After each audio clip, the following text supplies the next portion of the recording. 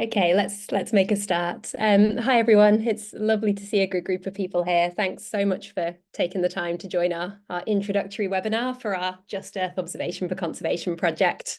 So we'll start with just a few introductions. So my name's Rose Pritchard. I'm an environmental social scientist based in the Global Development Institute at the University of Manchester. And I'm one of the principal investigators for the GOC project. Tim, do you want to jump in?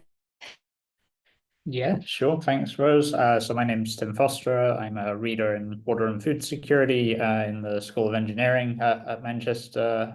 One of the co-PIs on the project with Rose, and yeah, my background is in kind of the use of Earth observation data for environmental monitoring and management. Clarkson, do you want to jump in next? Great. Yes. Hi, everyone. My name is Klerkson Lugasa. I'm a rangeland management specialist based in Nairobi, Kenya, and part of this team. Thank you. Great. And then if we go to Laura next. Hi, everybody. Thanks so much for being here. My name is Laura Sauls. I am an assistant professor in global affairs at George Mason University, and I am a human environment geographer by training, working particularly on forest change and its implications for marginalized communities. Great. So we have quite a few other members of the project team on the call. We'd probably best not do intros for everyone because that would be the whole webinar. But if all of you would be happy to introduce yourselves in the chat so that everyone on the call knows who you are, that would be fantastic. So Tim, do you want to do that overview for today? Just a kind of a quick overview of what we're going to go through.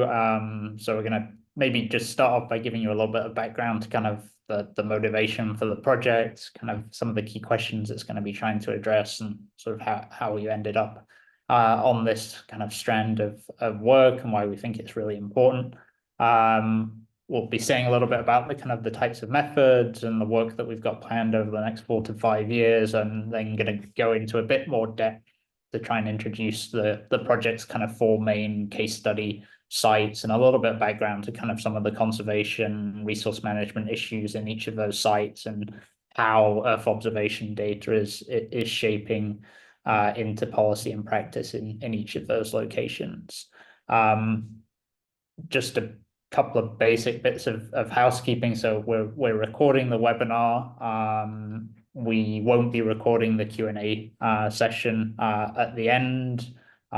For questions at the end, feel free to kind of put them down in the chat if you prefer to do that, or when we get to that point, if you'd like to unmute yourself, use your camera or not use your camera to ask your question, then we can do it in that way either. So I think I'll pass back to you, Rose, to kind of just start to give a bit of the motivation and background about the project. Great. So yeah, I'm going to start with a bit of the backstory. So how we ended up taking this kind of critical look at this nexus between conservation and observation. And the first reason behind this is that Earth observation technologies and data have come on leaps and bounds over the last couple of decades. And when we talk about Earth observation in this context, we're focusing in particular on satellites and on drones. And the kinds of data that they produce. So in terms of satellites, we've got more satellites, we've got improvements in sensors, and that means we've got more data, we've got high resolution data, both temporally and spatially, and a lot of that data is in the public domain. So it's open access data. So drones, the technologies become more affordable, which means it can be used by a greater range of people and for a greater range of applications. But it's also just the kind of surrounding infrastructures. It's not just these technologies, but kind of how we can store data, communications around data, analytical techniques, so things like machine learning. It all means that these data can be used in ways that might not have been possible in the relatively recent past. And we're seeing that reflected in how Earth observation technologies and data are being used in this specific context of conservation. So I've just included a few examples here among a lot that I could have chosen from. So things like Global Forest Watch, which is a global product trying to monitor forest change, things like MODIS fire data. and then drones, which are being used in lots of different ways for monitoring, sometimes for enforcement by a lot of different conservation actors. But what we haven't seen to such a great degree, and the motivations behind this project, is that firstly, in some of the more technically oriented communities, there's been a lot of focus on the positive potentials of the technology, but a slightly lesser focus on some of the potential risks, and particularly some of the less positive social implications that there might be from a kind of increased dependency or adoption of these kinds of data in conservation decision making. What we also don't have in terms of kind of proportions to the amount of technical literature on conservation EO is really good social science studies looking at what's actually changing in practice as a consequence of these data becoming more ubiquitous. So there's some excellent work on kind of drones. There's a lot on satellites, and also a lot of what we have is kind of single case study areas. We don't have that many kind of multi-site comparative analyses looking at how these data are produced by and interacting with quite different conservation contexts. And this matters a lot in the specific case of conservation because conservation has huge social implications. It involves huge amounts of land. It has big impacts on patterns of resource use. It can deliver a really wide range of different values for different groups of people. And in some cases, conservation has been a source of quite serious social injustice. So one example would be kind of fortress conservation approaches where people have been displaced in the name of conservation. But even when we're not thinking about those extremes, we don't have conservation approaches which deliver a perfectly even mix of benefits for everyone who's interested in these landscapes. There's always going to be an uneven distribution of benefits and costs. There's always going to be these contestations of what conservation should be and what that distribution of benefits and costs should look like, and of what equitable means, what socially just means in the context of conservation. And so that means we have to ask these questions about when does Earth observation data and tech contribute to more equitable forms of conservation? And when could it potentially magnify or harden inequalities? When could it reproduce or create these new patterns of marginalization in which people who are poorer or less powerful end up losing out from the kinds of conservation which end up being practiced? And so this is where we started from in the project. So Just Earth Observation for Conservation is a 5-year project which is funded by here in the UK, and we're hoping to dig deeper into these issues. So we want to start building this empirical evidence base on what sorts of technologies and data are being used, who are they being used by, in what ways, for what reasons. We want to understand the consequences and the implications of this. So who's benefiting, who's losing out from the ways that these data are interacting with different conservation contexts, and why is that the case? And then how do we learn from good practices, and how do we learn from situations where things perhaps aren't going so well, to try and realize the potentials of these data to deliver forms of conservation which are more equitable and which do deliver benefits for both people and for ecosystems. So that's the background of our project. And I think, Tim, you're going to talk a bit more about the detail of it. Yeah, so if we flip over to the next slide, which I think should hopefully have a whole bunch of faces. This is, I guess, the reason why we didn't ask to do a round of introductions at the start. So the project is a large team. I think we have the majority of people, but not everyone, who's pictured here on the call. So there's a team at University of Manchester and University of Edinburgh in the UK, at George Mason University, so Laura, who's already introduced herself, at Universidad Autónoma de Barcelona in Spain, and at Universidad San Carlos de Guatemala in Guatemala, as well as also Klerkson, who has previously introduced himself, who's a consultant on the project based in Kenya, but is also affiliated with the University in Nairobi. This is kind of the kind of core team of researchers on the project. But obviously, as the project grows, we expect that network will also start to grow, but also We will be working with and interacting with lots of different stakeholders, communities, and participants within each of the project's study landscapes, but also in the wider kind of Earth observation data ecosystem that exists at kind of regional and global scales. We'll say a little bit about the case study landscapes as we get a bit further into this webinar. So if we maybe move on, we can say a little bit about kind of the different phases and kind of structures and focuses of the project. So the project's kind of structured into kind of three main phases. So looking at firstly revealing the EO datascape, then looking at reimagining, and ultimately in transforming. So to say maybe a bit about kind of what each of those phases involves. So phase one is really focused around trying to understand how conceptualizing and identifying who's using EO data, in what ways, with what purposes. That's really kind of involving a lot of quite detailed interviews and workshops with a variety of different actors, primarily within our case study landscapes, but also supported by a range of kind of desk-based research and literature reviews that we have ongoing at the moment. Really, the main goal is to try and better understand how EO data are influencing and being embedded within conservation policy and practice in each of the landscapes, but also how that's evolved over time, and also how it's sitting within the wider kind of Earth observation data system and supply chains that each of these landscapes interact with. Then when we move into phase two of the project, so the reimagining phase is really focusing, again, quite a lot of detailed work within each of the different landscapes, trying to understand experiences and notions of justice, particularly linked to conservation and Earth observation in each of the study landscapes, and really critically to identify kind of what role Earth observation data and technologies, particularly as they are becoming more detailed, more ubiquitous in their use, are playing as a driver of either justice or injustice that's experienced by different communities that are living, working, and operating within each of the study landscapes.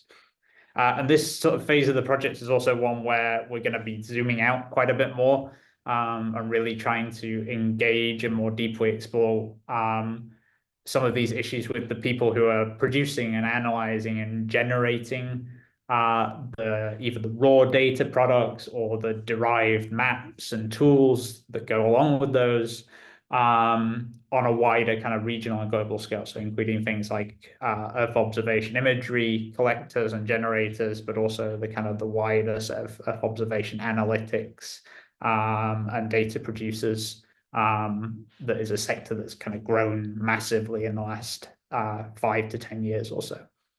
And really, we want to kind of recognize that it's important to look at both, not only what is happening within the landscapes itself, but also the wider system that is interacting with and enabling a lot of the decisions that are made based on those data. Then phase three, what we're in the sort of transforming phase, and this has a focus both kind of what we would term locally, so in the study landscapes, but also globally.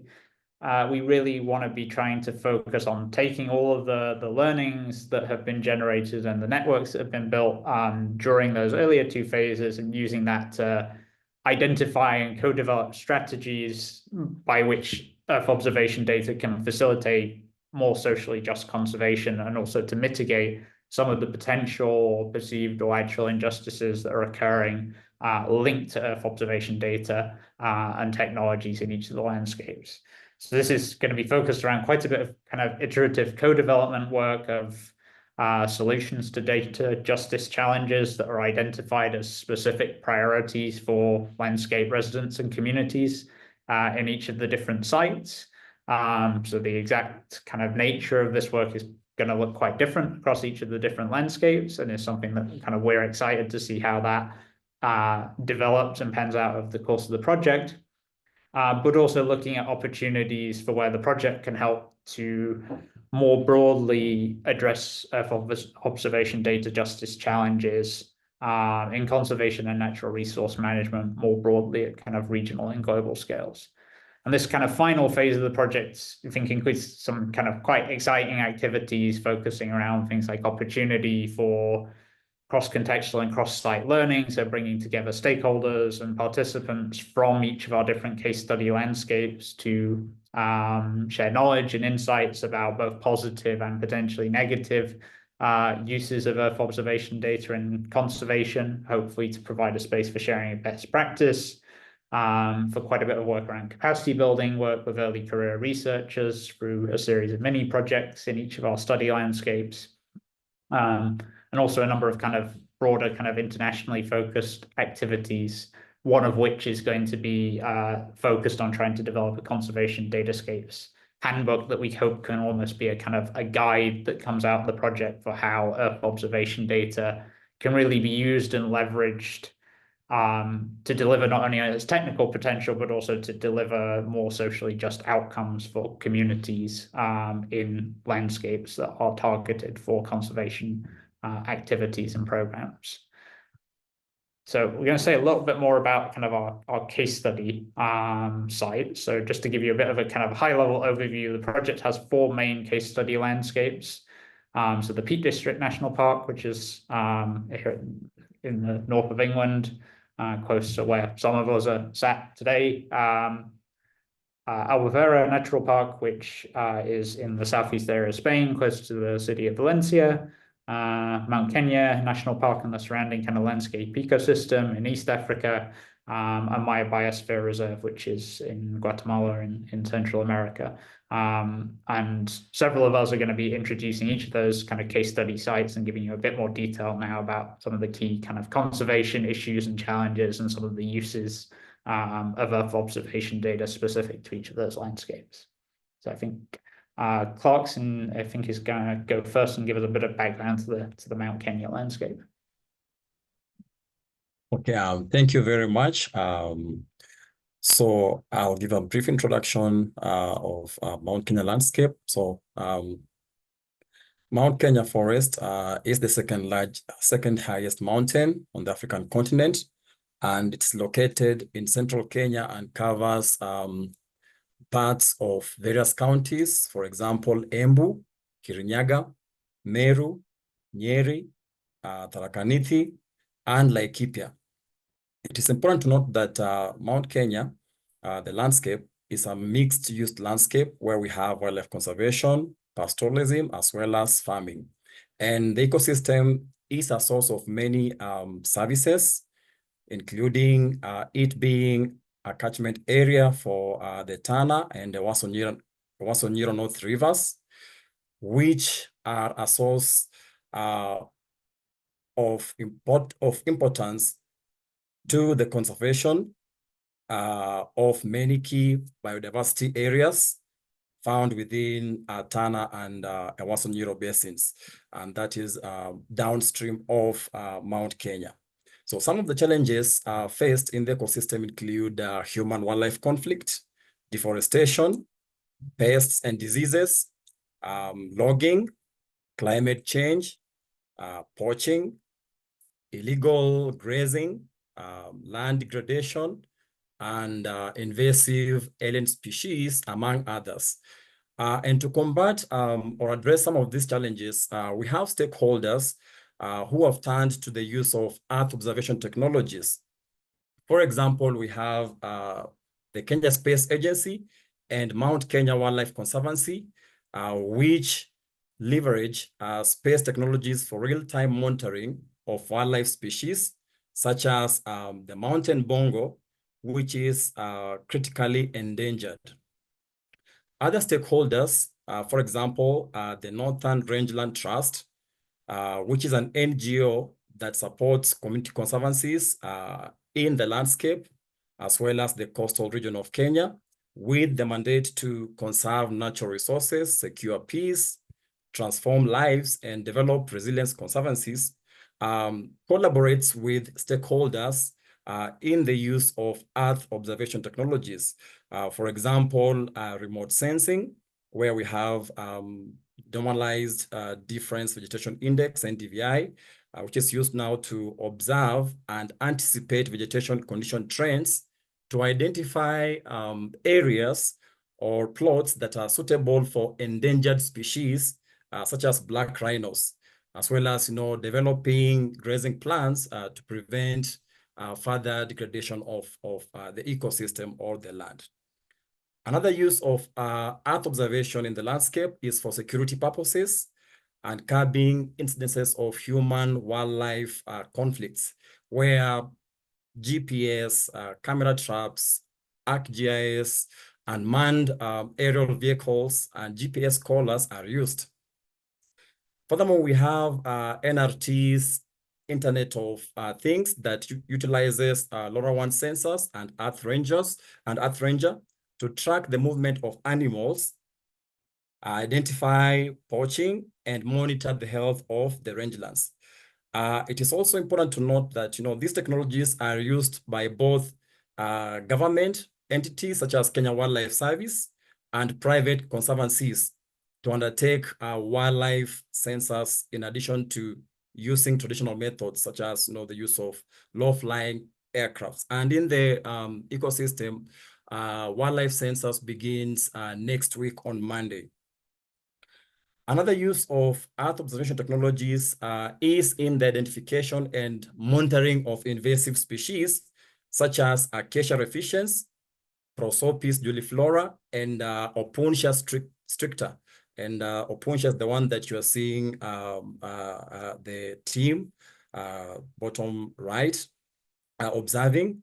And here we have stakeholders such as the Regional Center for Mapping of Resources and for Development develop mobile-based applications such as invasive species mapper that uses GIS.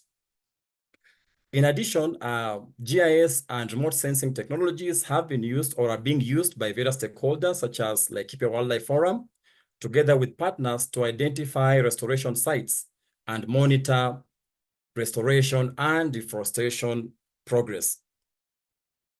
Other stakeholders, such as relevant county governments, including Laikipia, Samburu, Isiolo, Meru, utilize these technologies for spatial planning purposes, such as mapping of important wildlife or animal corridors. And other stakeholders in the landscape who are involved in land restoration have often usually combine these technologies with ground truthing to identify restoration sites so as not to block these important migratory corridors. Earth observation technologies have also been used in the advancement of nature-based solutions, for example, through monitoring and verification of carbon offsetting schemes. And one of such is the Northern Kenya Rangelands Carbon Project. Earth observation technologies are also used for anticipatory action or disaster risk reduction, where organizations, for example, the International Livestock Research Institute, ILRI, where they use satellite-based MODIS, rangeland mapping and monitoring, that is NDVI, to assess forage availability or scarcity. And this helps them to design precise and cheap asset protection insurance contracts. And one of such existing scheme is the index-based livestock insurance, IBLI. Last but not least, Earth observation technologies are being used by stakeholders such as Rainforest Alliance, which also works in one of our other landscapes, that is Guatemala, to meet the European Union regulation on deforestation-free products compliance for coffee and cocoa farmers with non-certified sourcing footprints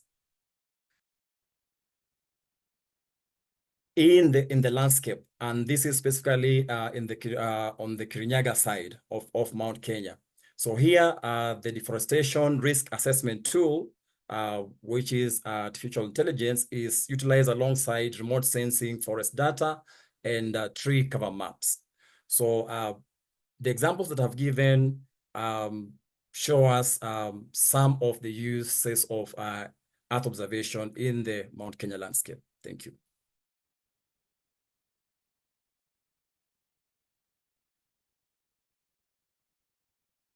And I suppose I'll just hop right in. Thank you so much, Klerkson, for that amazing overview. Because I have to go deliver a lecture on climate justice in just a few minutes. I'm going to be very brief, but I do want to share a little bit about our site in Guatemala, the Maya Biosphere Reserve. The Maya Biosphere Reserve is the second largest contiguous neotropical forest in the Americas. It's the largest one north of the Amazon, and therefore a really significant area for interest in conservation, in climate mitigation, as well as historically a site of contestation. The Maya Biosphere Reserve, for context, is about the size of Wales. It's 21,000 kilometers squared. And of that, about 400,000 hectares are controlled by communities. And that is due to an agreement from the 1996 peace accords, which brought to an end a pretty brutal civil war in that country, which recognized through communities' efforts that they should have some say in what was happening to this national park. Or to this reserve, which is made up of national parks as well as other protected areas. So the Maya Biosphere Reserve is another mixed use zone with a lot of competing interests, including agriculture, tourism, and of course, forestry. Some of the uses of EO in particular in the MBR range from kind of conventional deforestation and forest fire monitoring using data sets like MODIS, the firm's data set from NASA, which is a fire hotspot or hotspot incidents. Other uses, other types of data that come into this are increasingly drone paths, which are used by communities themselves, as well as by actors like the Guatemalan military, and also archaeological interests, because if you have ever seen Star Wars, you might recognize the image here as one of the rebel moon bases, because it is a huge and a really important classic Maya archaeological site. And there are sites strewn across the entire Maya Biosphere Reserve. The most significant, of course, some folks might know as Tikal, major tourist attraction. And there have been competing kind of narratives of what the best use of the reserve would be in terms of achieving conservation, climate mitigation, and development. And each of these types of users, which range from some that Klerkson mentioned, like international NGOs, to these local community organizations, to large foundations and donors like USAID and the Ford Foundation, all of these different groups have been involved in some ways in trying to remap and map what is happening in terms of environmental change within the Maya Biosphere Reserve. And some of the continued contestation over what is happening in the Maya Biosphere Reserve draws very heavily on the use of Earth observation to try to make different claims about what is actually happening on the ground. That includes, for example, competing uses of the same data, for example, that MODIS fire or hotspot incidence data, which if you map it with certain time frames, it looks like certain areas are in terrible condition. Or if you map it with all of the different mixed use areas, it looks like maybe there's a different story going on. So the ways in which we map, as well as the data themselves, and the degree to which those data are ground truthed or not, have a really key role to play in different ideas about what should happen in this space. I think drones and LiDAR data are also really increasingly important for considering in this site. And I don't want to go too much into the weeds, so I will just say that there are a lot of different interesting uses by really diverse actors, government, non-governmental, community-based, academic, and they all kind of have different visions for what the Maya Biosphere Reserve should be and do. And I think it's going to be a really rich place for us to explore what Earth observation means in this context and who is playing a role in deploying it for what ends. So I will close up there, and I think I'm passing to Rose. Is it to you or to Tim? See whether it was Spain or the Peak District that showed up. So yes, I'm gonna introduce a little bit about Albufera and our Spanish case study site. so much like the other sites, this is a very heavily mixed use landscape. So Albufeira is effectively a kind of a wetland or a lagoon area that's in the kind of right on the coastal zone, on the southern kind of edges of the city of Valencia, sort of on the just separated by a small barrier to the Mediterranean coast.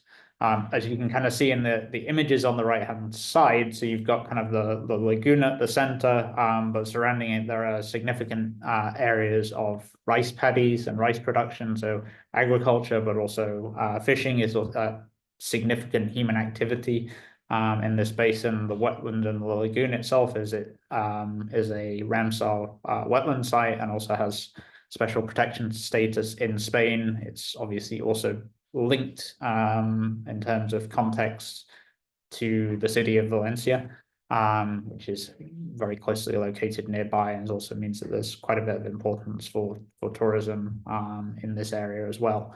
In terms of some of the kind of key conservation challenges in the area, as you can kind of gather from some of the images on the right-hand side, one of the big issues is around kind of the water quality in the lagoon and the wetland area and how that's been changing and evolving over time. So particularly kind of issues with kind of algal blooms and cyanobacteria.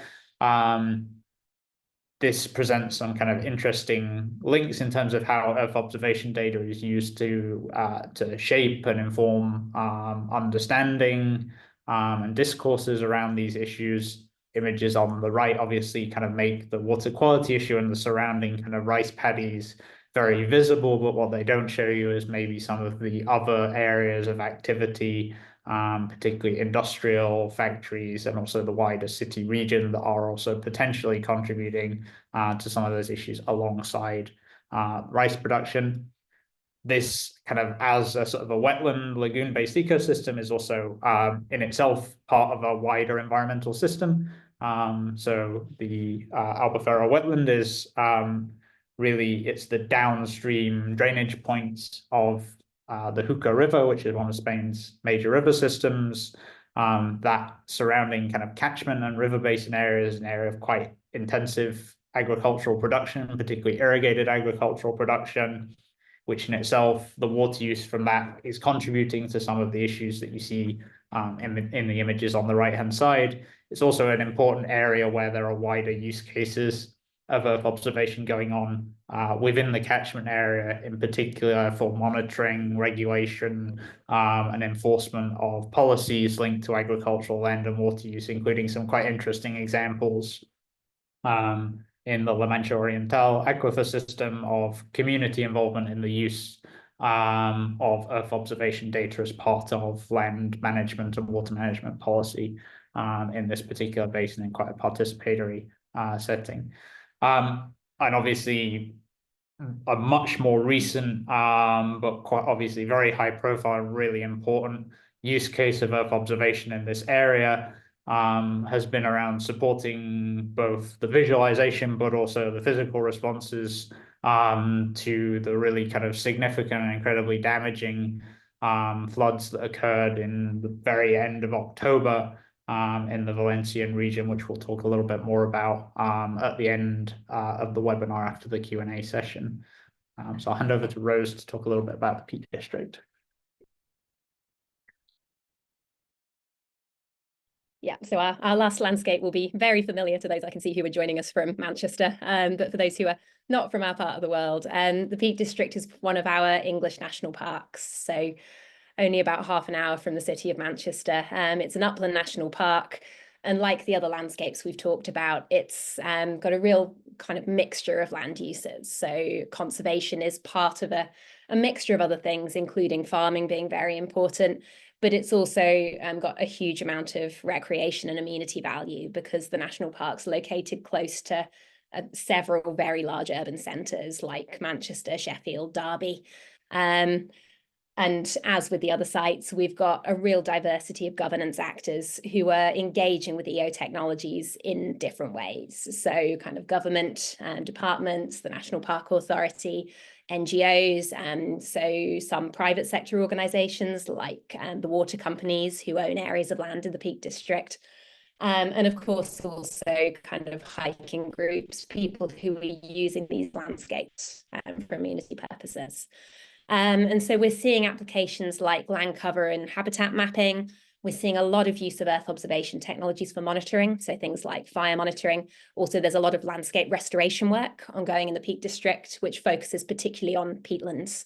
So this is a really important UK peatland landscape. And that also connects with things like environmental stewardship schemes, so some of the government schemes around environmental and farming governance. And in some cases to monitoring of illegal activities, so things like fires which are being started out on the Peak District. But what we're also seeing in the Peak, which is really interesting, and we're curious to see if this applies in other sites, is these technologies are changing the ways that the Peak District is represented and the ways that stories are told about the Peak District. So, for example, drone-derived imagery being used in advocacy materials by some of the NGOs working in the Peak District. Also via social media, which we're seeing Peak District sites represented in new ways and seeing that Instagram effect of people ending up localized in locations that they may not have visited before. So we're really interested to see how this kind of new way of storytelling is playing out and what that means in terms of governance and in terms of those kind of social justice and equity implications. So those are our 4 landscapes. And so what we're going to do now, just for the last part of the webinar, is just a few reflections on what we'd see as the major contributions that we hope are going to come out of this project. And I'll come to Klerkson first, but I'll also invite others from the project team to put their thoughts on this in the chat as well, because we are a very interdisciplinary team. We approach this from a lot of different angles. And I think that's part of the joy and value of the project. But Klerkson, if I come to you first on this. Okay, thank you, Rose. So one of the major contributions of this project will be to the SDG 17, which is on partnerships, where through our in-country stakeholder workshops, as well as workshops that will be held jointly for the 4 landscapes, bringing together stakeholders along the Earth observation data value chain, there will be undoubtedly international cooperation, exchange of data and information, sharing of infrastructure, exchange of technical know-how, and open source databases. And we've had an initial excursion in the Kenyan landscape, and these were sentiments coming from some of the stakeholders using these technologies. In addition, in the Kenyan context, undoubtedly a discourse on visiting some of the existing data policies and laws, for example, the Data Protection Act of 2019, especially on an enforcement. And here we are dealing, I would say, with sort of a global common cause. I mean, how the enforcement aspect really will be seen through. So those are some of the contributions on my end. Great, thank you, Klerkson. And I think we'll come to Tim next to build on this.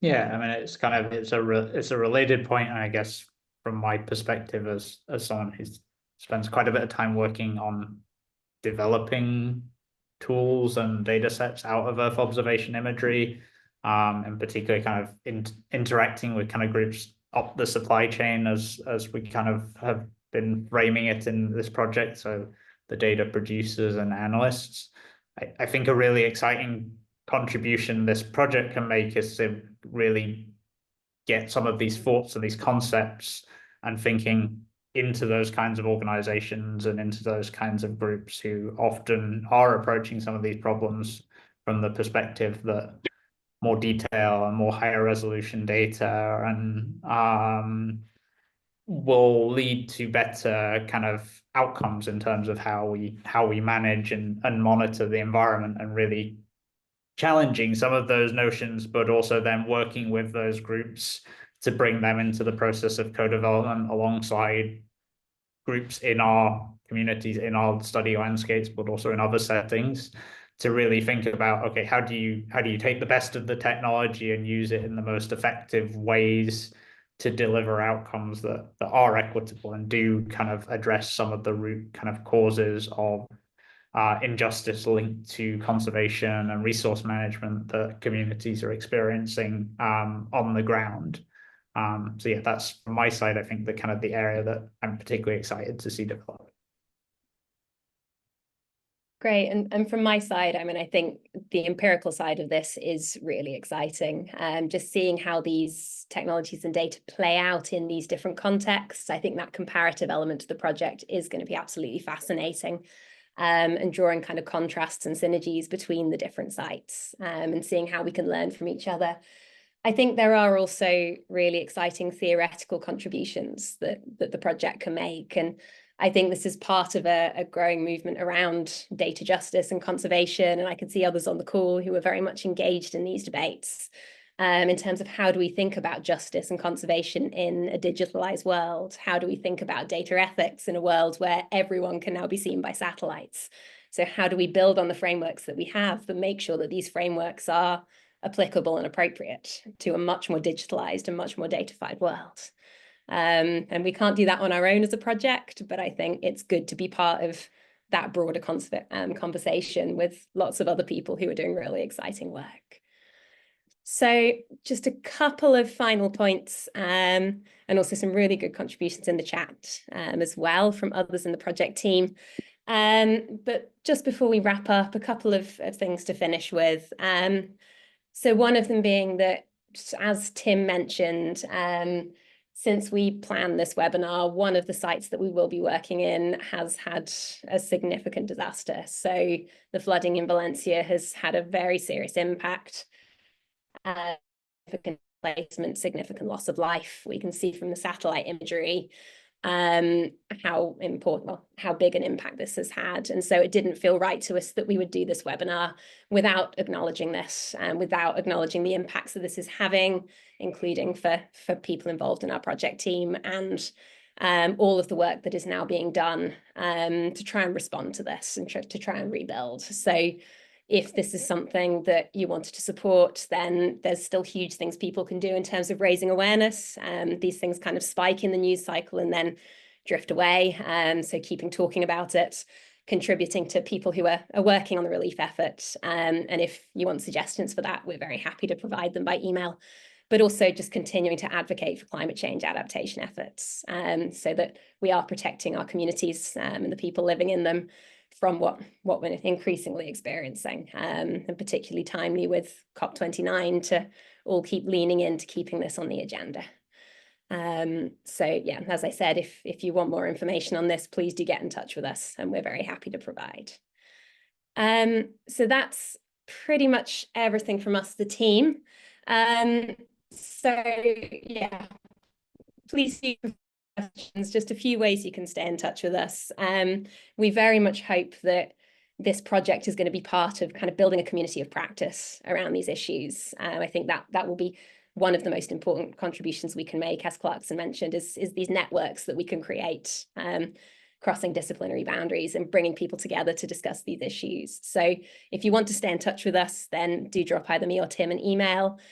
Come join our LinkedIn group, which Skylar has very kindly set up for us. You've got the QR code on the slide. We will also send around an email after this webinar with information about the LinkedIn group and the website that we'll be launching soon. So thank you very much, everyone, for listening. And then if you'd like to ask a question, if you either want to pop that in the chat or feel free to put a hand up as well, and we'll go around people.